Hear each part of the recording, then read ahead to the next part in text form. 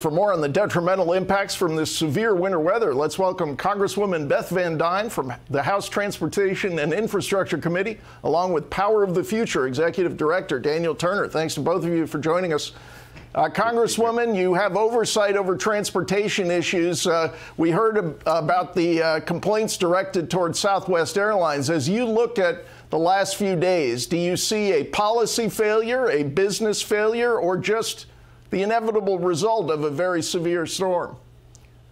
Well, I mean, I think it's all of the above. I have not been in direct contact with the CEO of Southwest. I have read, their statements that they've come out with, and it sounds like they really do need to modernize their systems. That definitely had an edge here. But it also sounds like what they're trying to do is do right by the people that were affected. They are reimbursing them for hotels, for food, for alternative transportation that they're going to have. But this is a big loss to Southwest, and I just feel terrible for all those people who are traveling right now. I mean, can you imagine traveling with small kids and getting stranded and stuck in an airport for hours and hours? My heart goes out to them.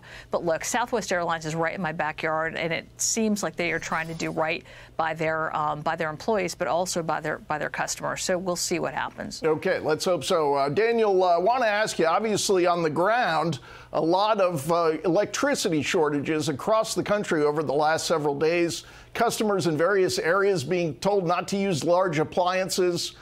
Some people wondering how this happens in a modern economy.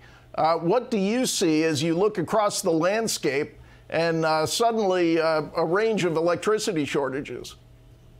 Yeah, well, I would like to take President Biden's call to hold Southwest accountable and hold some of our elected officials accountable who are pushing this transition to unreliable wind and solar. If you're in Buffalo, if you're in New York State, which is where my whole family is and where I was born, what good does it do that Kathy Hochul is pushing former Governor Cuomo's transition to wind and solar? If you're in Buffalo right now and you're alive, it's because of fossil fuels. It's because of coal. It's because of natural gas. And yet Governor Hochul, just like governors all across this country, are pushing wind, which does not work below freezing temperatures, and they're pushing solar, which does not work in a snowstorm. So just the way the airline industry is reliant upon good weather conditions, the electric grid, we have made it reliant on weather conditions because it is not tested technology. And so, yes, if we're going to hold people accountable, let's hold accountable those politicians pushing unreliable wind and solar. Congresswoman, is this focus on a warming climate making us unprepared for cold weather? Daniel just mentioned wind and solar. They're intermittent, unreliable sources. And there's also been a big regulatory push toward using electricity for heating. And I would think some people across the country probably wish they were using oil and gas furnaces right now.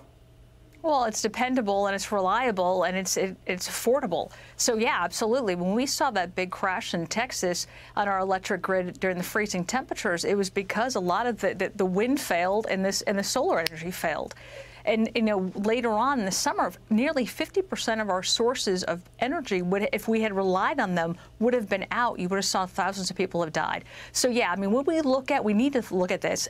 American energy security is national security and it's economic security. And without it, our nation will fail. We need to repeal the Biden natural gas tax, which was part of the Inflation Reduction Act, which ironically, that gas tax has directly increased inflation. We need to look at LNG exports and make those rules and regulations much more like our crude oil so that we can provide oil to our allies. And we need to look at what the offshore drilling plan is going to be. The Biden administration was supposed to come out with their 5-year plan a while ago. They still haven't done that.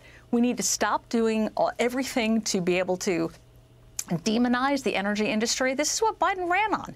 This is exactly what he ran on. And I really appreciate the other gentleman's comments that, yeah, we need to look at these politicians who are pushing these crazy policies, because at the end of the day, Biden's radical agenda is affecting hardworking people, and those are the ones who are paying the most right now. In the Northeast, they're paying 45% now more for their energy costs in this terrible blizzard than they were when Biden took office. And I'm glad you brought up the so-called Inflation Reduction Act. We got to go soon, but Daniel, do you have any more advice for the Congresswoman as she and her colleagues take control in the House just really days away?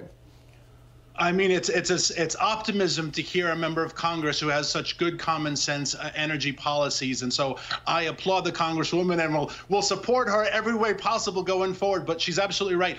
There are steps that the House Ways and Means Committee can do to stop the implementation of the natural gas tax. That's huge in the new year, starting in January. It's going to make energy way more expensive than it already is, and it is a national security priority. So thank you, Congresswoman, for standing up for the American energy interests. Okay, thanks, Daniel. Thanks, Congresswoman Van Duyne. Appreciate it.